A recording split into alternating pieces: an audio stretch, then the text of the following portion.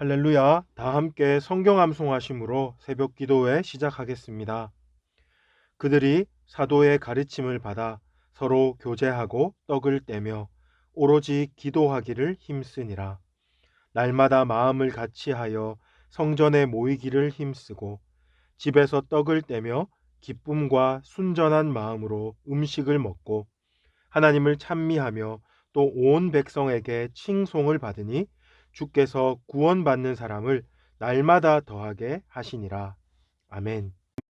오늘 함께 은혜 받으실 말씀은 요한복음 11장 1절로 16절 말씀입니다. 저는 11절 한 절을 봉독하겠습니다. 이 말씀을 하신 후에 또 이르시되 우리 친구 나사로가 잠들었도다. 그러나 내가 깨우러 가노라. 아멘. 요한복음 11장에는 예수님께서 죽은 나사로를 살리시는 유명한 사건이 등장합니다.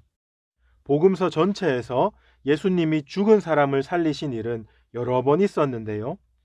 회당장 야이로의 딸을 달리다구움 하시며 살려주신 사건이 있었고, 나인성 과부의 아들을 살리신 사건도 있었습니다. 그런데 이번에 우리가 살펴볼 나사로의 사건은 조금 더 특별합니다. 왜냐하면 이 사건에서 예수님은 죽은 지 나흘이나 되어 벌써 부패가 시작된 시신을 다시 살리셨기 때문입니다. 이 일은 단순 치유 사건과는 그 폭이 다릅니다. 예수님은 이 사건을 통해 죽은 것을 다시 살리시며 없는 것을 있게 하시는 창조주 하나님의 아들로서 자신을 드러내십니다.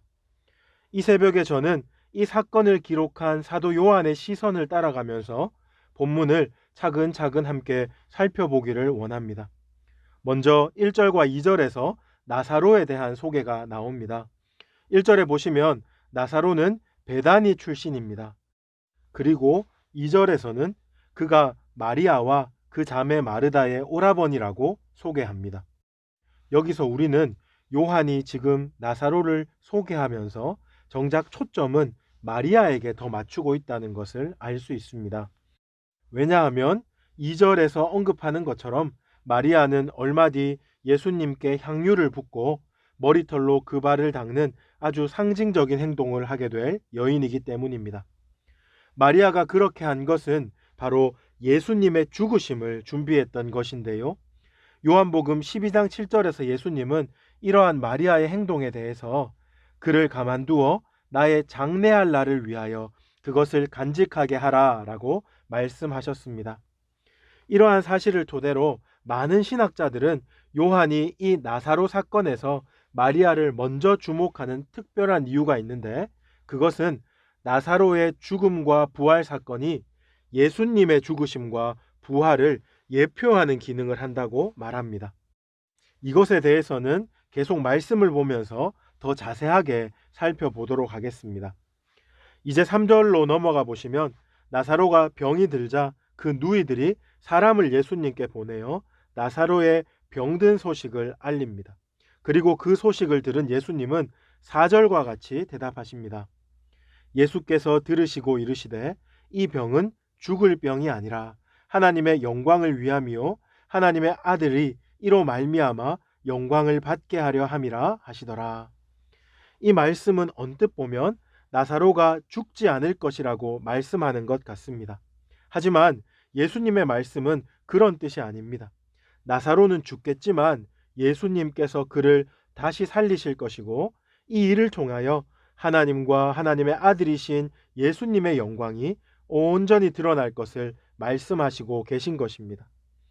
이는 앞서서 9장에서 날 때부터 맹인된 사람을 고치실 때 예수님께서 하셨던 말씀을 떠오르게 해줍니다.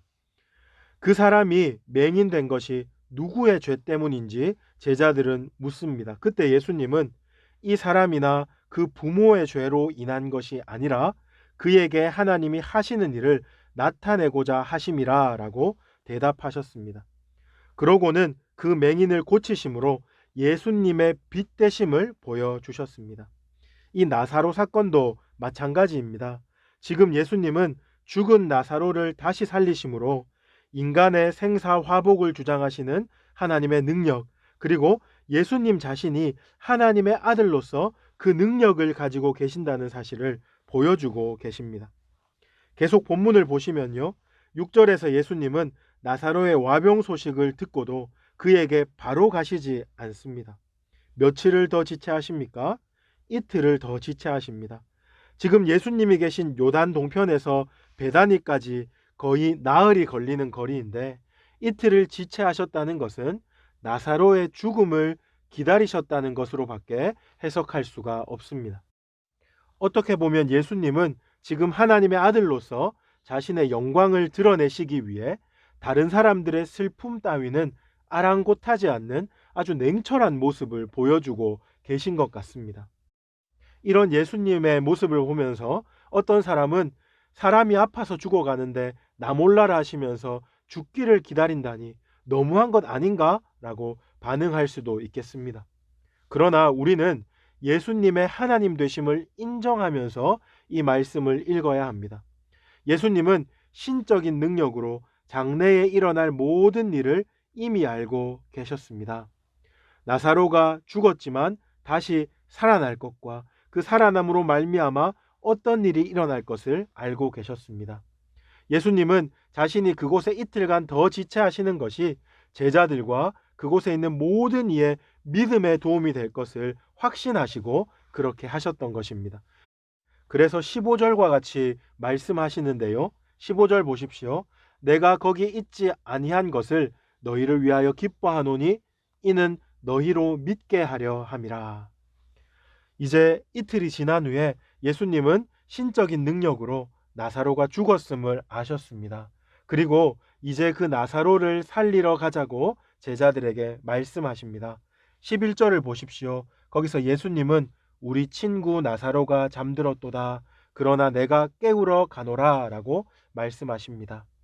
죽음을 잠에 비유하는 것은 구약 성경에서와 또한 예수님 당시 시대에 아주 흔한 표현이었다고 합니다. 하지만 제자들은 이 말의 뜻을 제대로 파악하지 못했습니다. 그래서 예수님은 14절에서 다시 밝히 말씀하십니다. 14절 보십시오. 이에 예수께서 밝히 이르시되 나사로가 죽었느니라.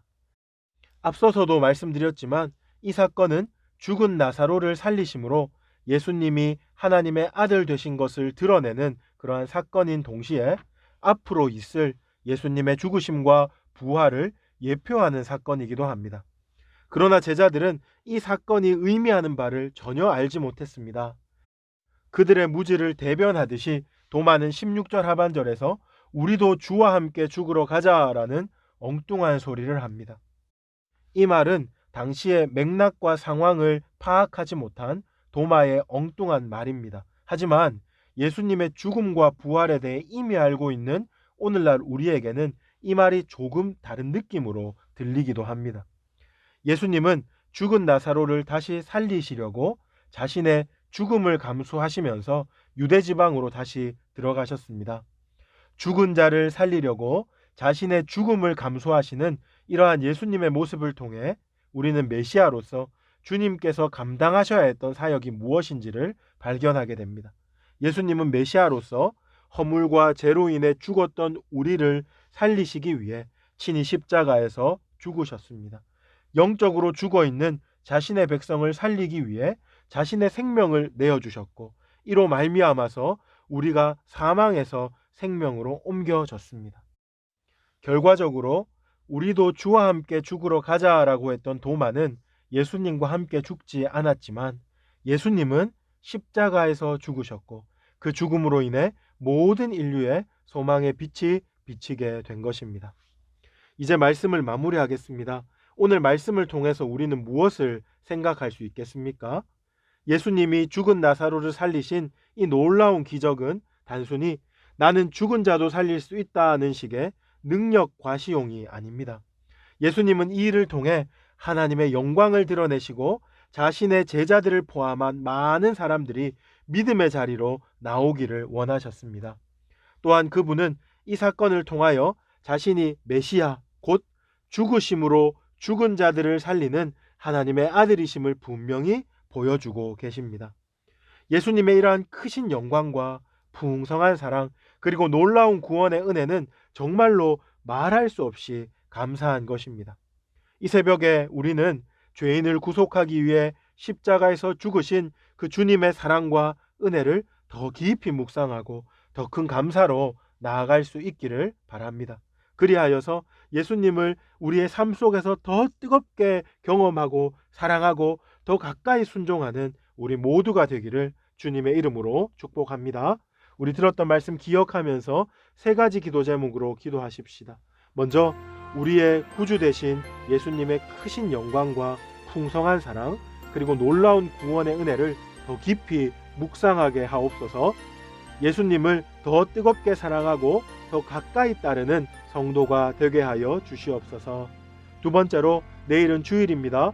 내일 드려지는 주일 예배 가운데 하나님의 강력한 임재하심이 있게 하여 주옵시고, 말씀 전하시는 담임 목사님을 붙들어 주시옵소서. 마지막 세 번째로, 코로나19 사태가 하루속히 종식되게 하여 주옵소서. 이 위기의 때에 교회를 지켜주시고 교회가 더욱 겸손히 하나님 앞에 엎드리게 하여 주시옵소서. 이제 제가 나눈 기도 제목과 여러분 가지고 계신 기도 제목 가지고 주님을 한번 부르고 합심으로 기도하시겠습니다. 주여,